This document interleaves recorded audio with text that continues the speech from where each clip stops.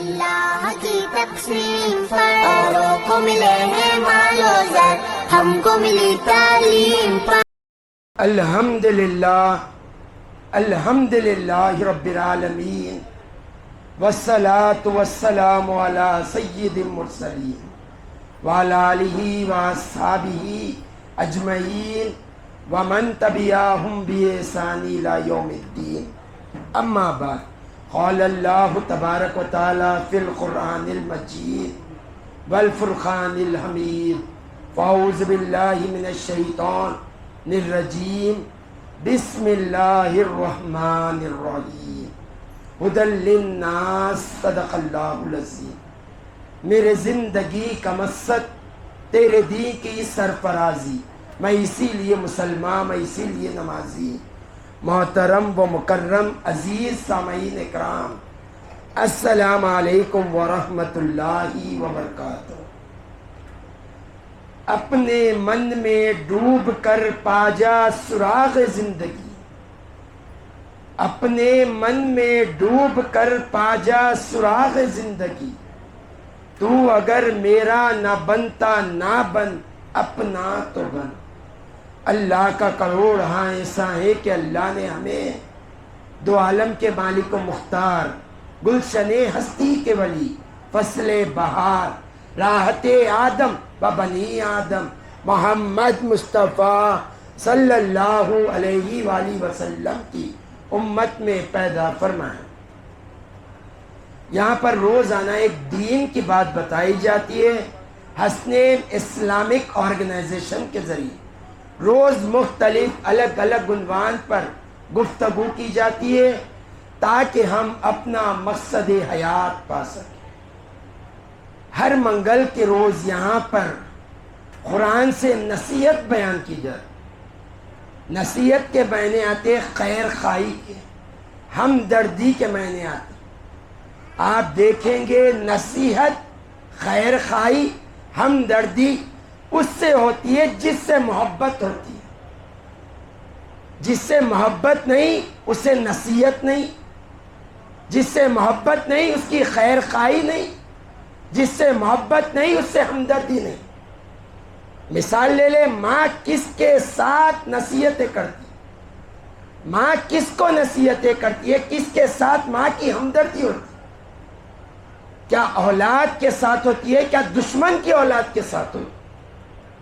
تو آپ کہیں گے ماں نصیحت اولاد کو کرتی ہے، اور کامل ماں وہی ہے جو اولاد کو غلط رستے سے ہٹا کر صحیح رستہ بتائے، انہیں ہر حرکت پر نصیحت کرے تاکہ آگے جا کر کسی کے آگے ذلیل و خوار نہ ہو۔ تو نصیحت کے جو آپ اگر معنی اٹھائیں گے تو ان تمام معنوں میں آپ کو صرف محبت نظر آئے۔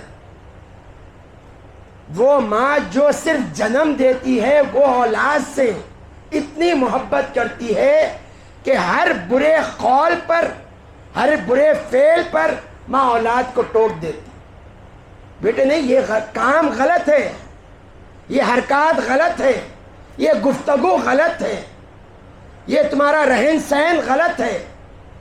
کیوں؟ ماں چاہتی ہے کہ میری اولاد معاشرے میں ایک عزت دار ہستی کے اعتبار سے زندگی گزارے۔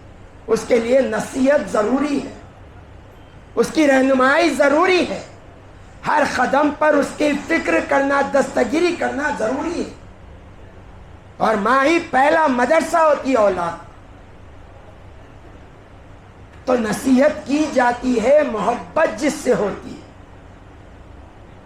ایک ماں کی ممتا کا یہ حال ہے جس نے جنم دیا، اور جو رب نے آپ کو پیدا کیا خود فرماتا ہے 70 ماؤں سے زیادہ محبت کرتا ہوں، وہ کتنی خیر خواہی کرے گا، کتنی نصیحتیں کرے گا آپ کو، تاکہ آپ دنیا اور آخرت میں عزت پائیں۔ اسی نصیحت کے پیش نظر اللہ نے قرآن نازل فرمایا۔ قرآن سراپا نصیحت، قرآن کے 30 پارے نصیحت، قرآن کا ہر سورہ نصیحت، قرآن کی ہر آیت نصیحت۔ اگر اللہ نے نظر دی ہے تو دیکھو قرآن کا ہر لفظ نصیحت۔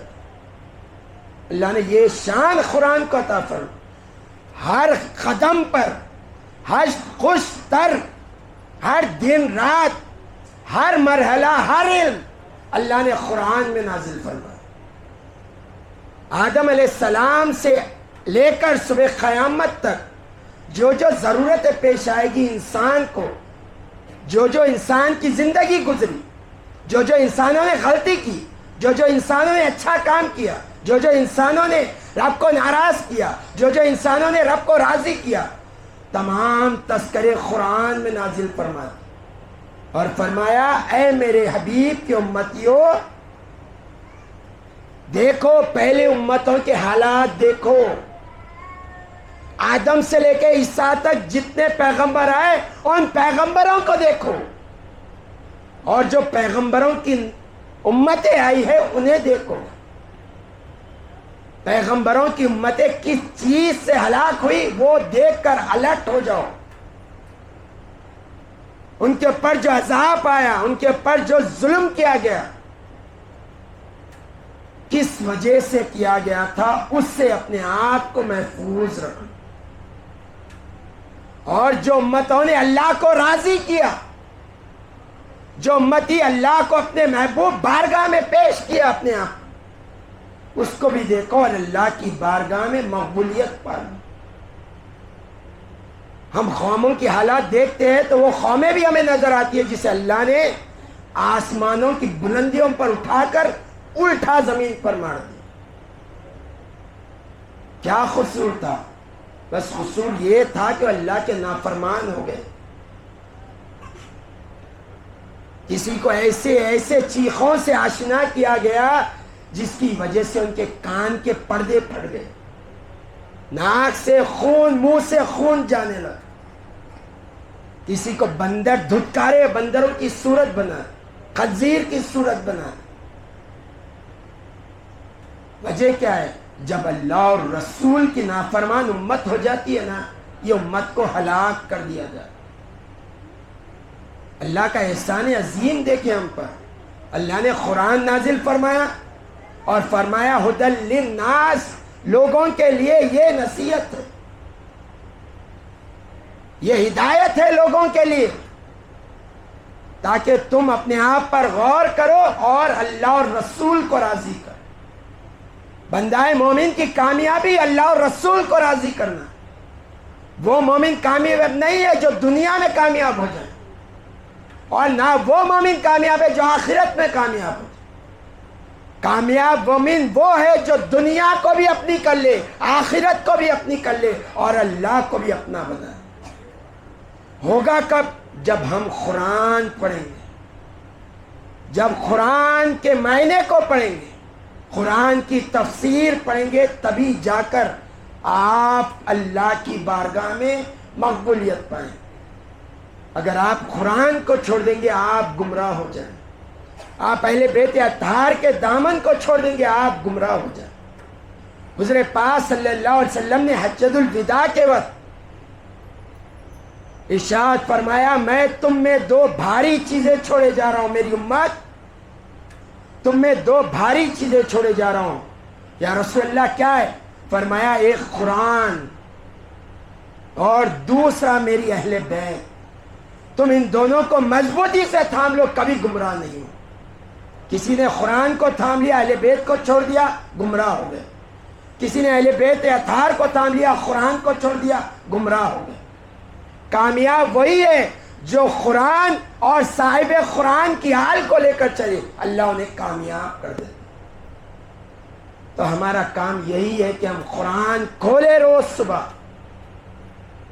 یہ قوم کے لیے، ہدایت کے لیے اللہ نے ایسا معجزہ مصطفیٰ کو عطا فرمایا تھا قرآن کی شکل میں. آپ نے حضور کے تمام معجزات نہیں دیکھے سوائے قرآن کے. اور قرآن ہے کیا؟ قرآن رب کا کلام ہے. قرآن ہے کیا؟ دلوں کا سکون ہے. قرآن ہے کیا؟ تنہائی کی ساتھی. کسی بزرگ سے پوچھا گیا اے حضرت یہ کیسے تنہائی میں زندگی گزار رہے؟ انسان کی فطرت میں نہیں ہے کہ وہ اکیلا زندگی گزارے. انسان کو انسیت سے پیدا کیا ہے, اسے لگاؤ کے لیے کوئی چاہیے. اگر انسان اکیلا ہو جائے تو انسان ہلاک ہو جاتا. تو بزرگ مسکرا کر کہنے لگے میں کب اکیلا تھا؟ تو فرمایا ہم نے کئی سال سے آپ کو دیکھتے ہیں جنگل میں آپ اکیلے تنہا رہتے. آپ فرماتے جب مجھے بات کرنے کا دل کہے تو میں نماز کے لیے کھڑے ہو جاتا ہوں, اللہ سے کلام کرتا ہوں. اور جب بات سننے کا دل کہے تو قرآن پڑھنا شروع کر دیتا ہوں اور میرا رب مجھ سے کلام کرنا شروع کر دیتا. آج ہمارے موبائل فون تو کھل جاتے ہیں صبح اٹھتے ہی, آنکھ کھلتی نہیں پوری, ہم موبائل فون چیک کر لیتے. کسی عزیز کا میسج تو نہیں آیا, کوئی عزیز مجھے یاد تو نہیں کیا. مگر اللہ رحم کرے ہم پر, وہ رب جو ہمیں روز میسج کرتا ہے, جو قرآن میں آغاز ہی کہتا ہے کہ الحمدللہ. ہم اس رب کو بھول گئے, ہم اس رب کے میسج کو بھول گئے, قرآن کو, اور نتیجہ ہلاکت. آج ہم ہلاک کیوں ہو رہے ہیں؟ مسلمان ذلیل کیوں ہو رہا ہے؟ ہمارے دین پر انگلیاں کیوں اٹھائی جا رہی؟ اس کی وجہ یہ ہم نے دین کو اپنے پسے پش ڈال دیا. وہ قوم کبھی عروج نہیں پا سکتی جو قوم دین کو اپنے آپ سے بدنام کرے. عمر بن خطاب رضی اللہ تعالیٰ عنہ کون ہے؟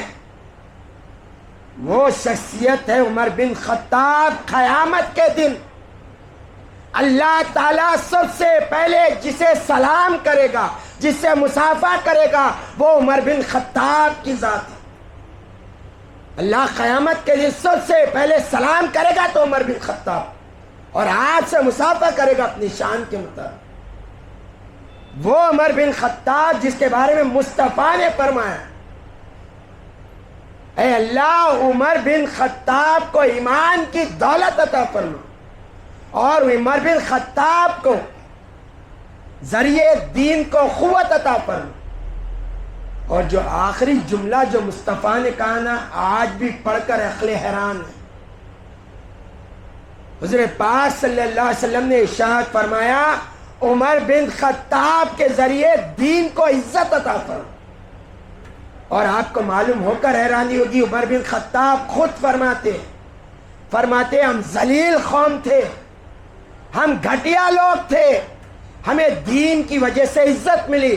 تو آج ہر جو مسلمان عزت سے جی رہا ہے, دین کے صدقے جی رہا ہے, ہر ایک کو دین کی وجہ سے عزت ملی, اور دین کو عزت ملی تو عمر بن خطاب کی وجہ سے. تو ہمیں جو عزت ملتی ہے وہ دین کے صدقے ملتی ہے. آپ دین کو چھوڑ دیں گے اللہ ذلیل و خوار کر دے, اور آج کر رہا. ہم قرآن نہیں کھولتے, موبائل کھولتے.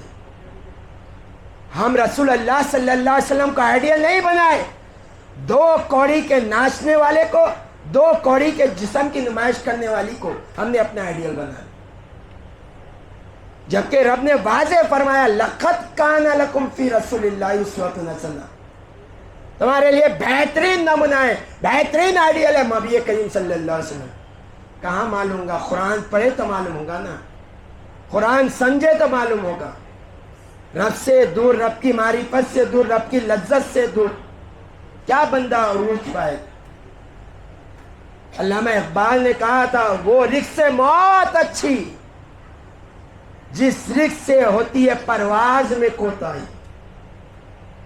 علامہ اقبال نے کہا جو لقمہ کھا رہے ہو دیکھو حلال ہے یا حرام ہے, یہ دل میں نور پیدا کرے گا یا اندر ہمارے سیاہی پیدا کرے گا. نور پیدا کر رہا ہے تو بہتر ہے, کھا لو. اگر یہ لقمہ اگر اندر سیاہی پیدا کر رہا ہے, حرام کا لقمہ جا رہا ہے, تو علامہ اقبال فرماتے ہیں موت اچھی ہے تمہارے پاس. یہ فکر ہی ختم ہو گئی. حرام لقمے اندر جا رہے, حرام گفتگو زبان سے ہو رہی. کہاں یہ قوم لذت آشنائی پائے, کہاں یہ قوم کو سجدوں میں سکون ملے, کہاں یہ قوم کو ذکر بے کیفیت عطا ہو. تو ہمیں غور کرنے کی ضرورت ہے، قرآن کو مضبوطی سے پکڑنے کی ضرورت، صاحب قرآن کو مضبوطی سے پکڑنے کی ضرورت، اہل بیت اطہار کا دامن مضبوطی سے پکڑنے کی ضرورت، صحابہ اکرام کی سیرت پڑھنے کی ضرورت، تب پڑھیں گے اللہ عزت عطا فرمائے گا۔ وآخر دعوانا ان الحمد للہ رب العالمین۔